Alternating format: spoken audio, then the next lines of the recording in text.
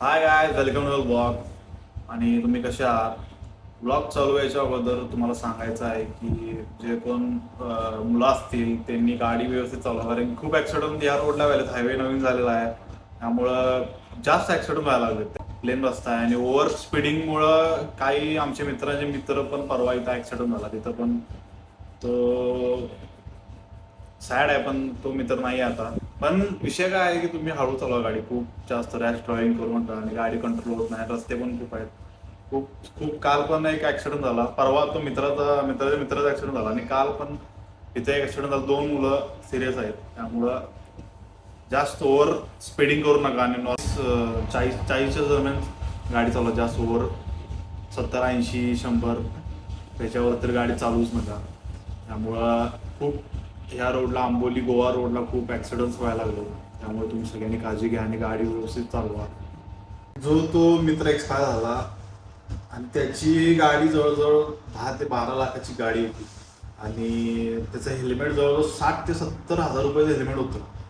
आणि त्याचं स्पीड, आता त्याचा व्हिडिओ एक व्हायरल झाला होता, त्याचं मी बघितलं. त्याचं स्पीड लिटरली 140, म्हणजे 140 दिसत होतं ब्लरी, पण 120 110च्या वरतीच होतं.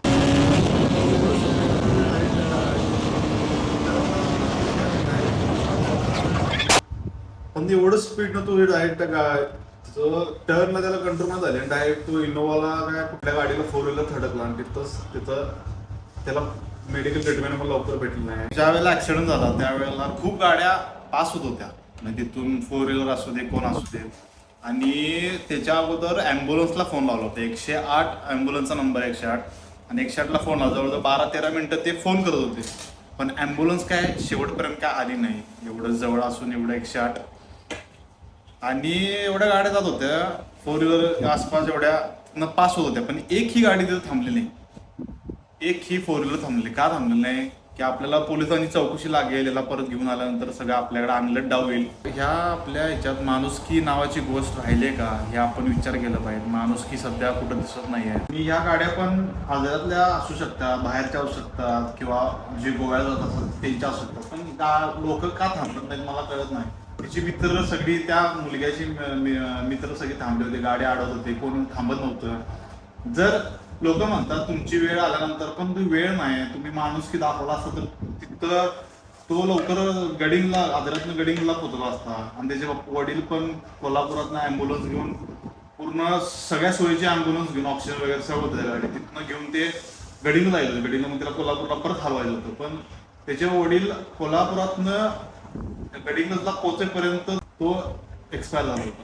सांगण्याचा उद्देश काय, जर तिथल्या थोडेफार लोकांनी माणुसकी दाखवली असती, ऑर एल्स 108 जर लवकर आली असती, तर तेच जे 2 तास झाले असते ते 1 तास कमी झाला असता, आणि 1 तास लवकर पोहोचला असता, तिचा जीव पण वाचला असता.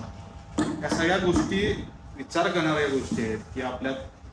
प्लीज जे कोण असतील त्यांनी कधी पण कुठं पण असू द्या, आम्ही स्वतः आमचं मंडळ आहे, आम्ही स्वतः कधी पण कुठली पण गाडी जरी अडकली, आम्ही पुढे जाऊन मदत करतो, त्यांना हेल्प करतो. किती असे व्हिडिओ आहेत आम्ही, जे मंडळ आम्ही सगळे सहकार्य करतो सगळ्यांना. तसं तुम्हीही कुठं कोणीही अडचणीत आलं तरी तुम्ही तशी मदत करावी, विनंती आहे. जे कोण ऍक्सिडेंट वगैरे असून कोणी प्रॉब्लेम मध्ये दिसलं तरी त्यांना आपलं हेल्प करणं ही कर्तव्य आहे, माणुसकी आहे. त्यात काय आपला मोठेपणा नाही आणि कशात काय नाही, त्यात काय आपल्याला पैसे भेटत नाही, काय नाही. ती सिच्युएशन जर आपल्याला आली आणि आपल्याला कोण हेल्प केलं नाही, मग ते आपल्याला कसं वाटणार, कसं वाटते ज्यावेळेला कुणाचा स्वतः आपल्याला कुणाचा ऍक्सिडेंट झाला, काय झालं, कोण आपल्याला थांबलं नाही, ते किती वाईट वाटलं स्वतःला. विचार करण्याची गोष्ट आहे. सॅड आहे. ऑक्सिजन लोकलला पण ऑक्सिजन ॲम्ब्युलन्सला नव्हता. परत आजारातल्या पण ग्रामीण रुग्णालयाला पण तिथं पण काय ऑक्सिजन, आणि खूप लेट ट्रीटमेंट भेटली त्याला. तिथनं गडीमधला हलवलं, तिथं पण खूप म्हणजे खूप वेळ झाला त्याला. 2 तास गोल्डन आवर्स असतात ना, त्याला ते ट्रीटमेंट व्यवस्थित भेटलेलं आहे. आणि दुर्दैवात त्याचं सगळं तो नाही राहिला.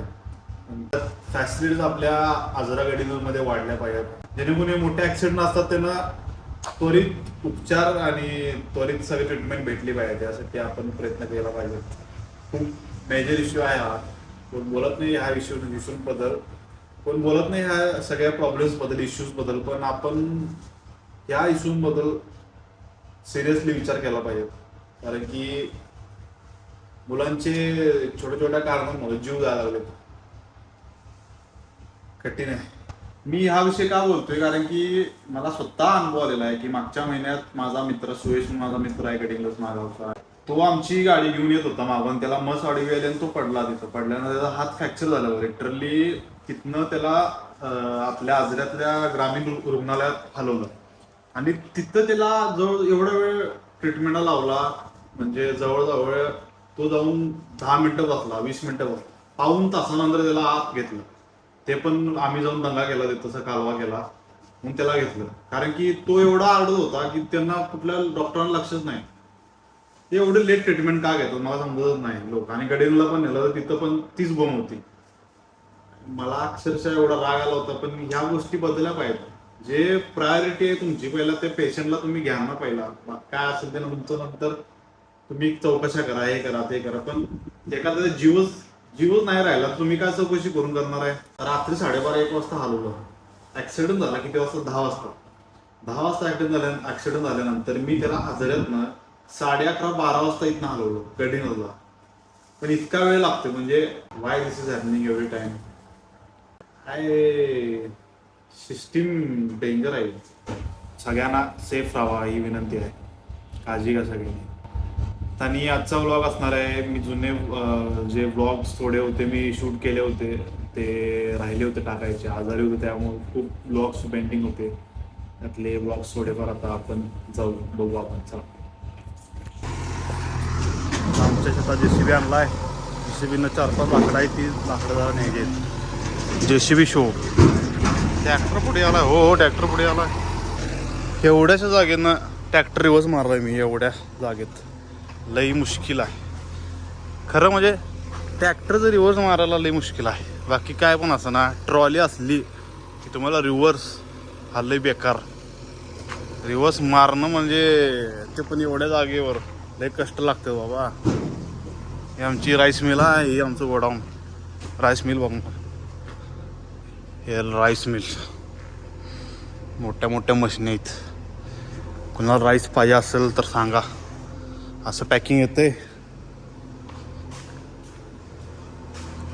आमचा राईस हजारागंजचा राईस. हजारागंजचा ब्रँड आहे. हजारा शेतकरी विकास मंडळ असा राईस पॅकिंग येतोय. कुणाला हवा असेल तर सांगा.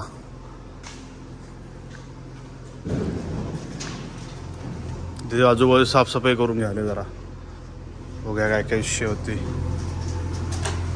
लाकडं भरले. आता आम्हाला जाऊन ट्रिप करायचे आहेत.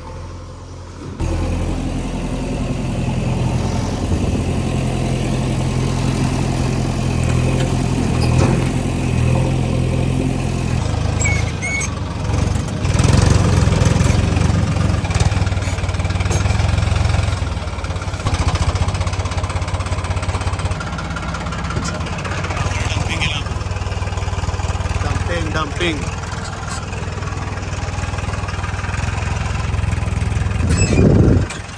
आता तिसरी फेरी आहे. तिसरी फेरी. दुसरी फेरी इथनं मला जमाला नाही. मग ड्रायव्हरनं घेतली आणि तिथे इथपर्यंत आणलेली. पहिली जमली, दुसरी जमाला नाही. तिसरी डायरेक्ट आम्ही आता ऊसातनं घातल्या. इकडे ऊस आहे त्याच्या मागणं डायरेक्ट घातला इकडे ट्रॅक्टर. टेन्शनच नाही हो. जागा कमी आहे इथं. जागा कमी आहे सगळी. जागा कमी आहे त्यामुळे रिव्हर्स मारायला लई अवघड आहे. ट्रॅक्टर फिरत नाही ना. ते ट्रॅक्टरचे हे बघा इथं ट्रॅक्टरचं लागले चाक. ब्लॅक ब्लॅक ब्लॅक ब्लॅक झाले सगळं. त्यामुळे रिस्की आहे इथं टर्न माराय. JCB ड्रायव्हर म्हटलं थोडा परफेक्शन पाहिजे एकदम.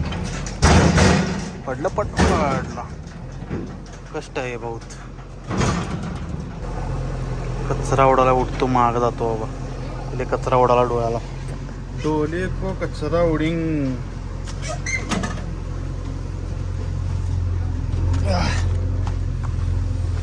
कष्ट मारे कष्ट कष्ट करो.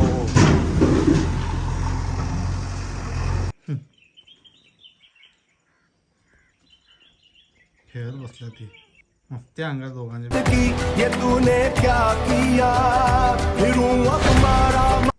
हां हां हां हां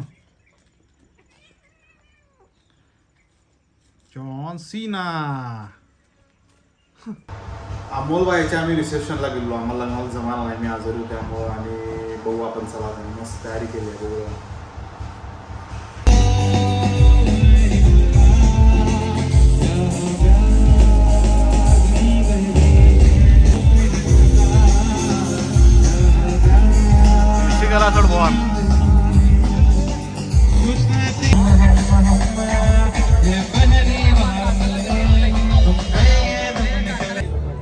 अमोलबाईचं रिसेप्शन भारी गेली की देवीचं. एंट्रन्स कसं गेल्यावर संदीपचा विषय आहे सोड.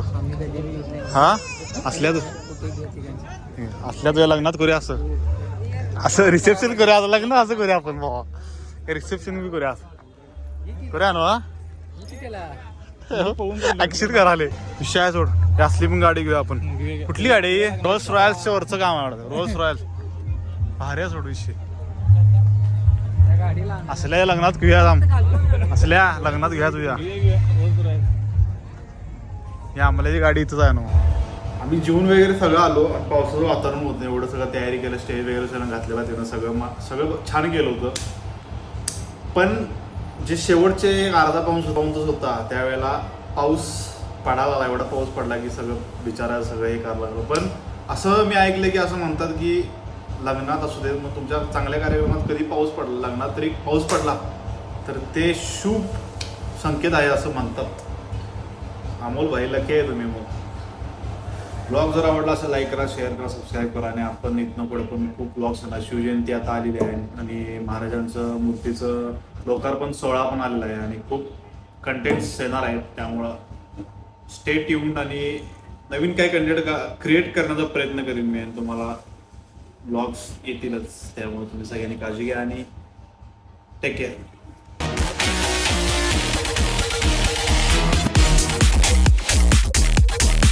बरकत की ये तूने क्या किया, फिरूं अब मारा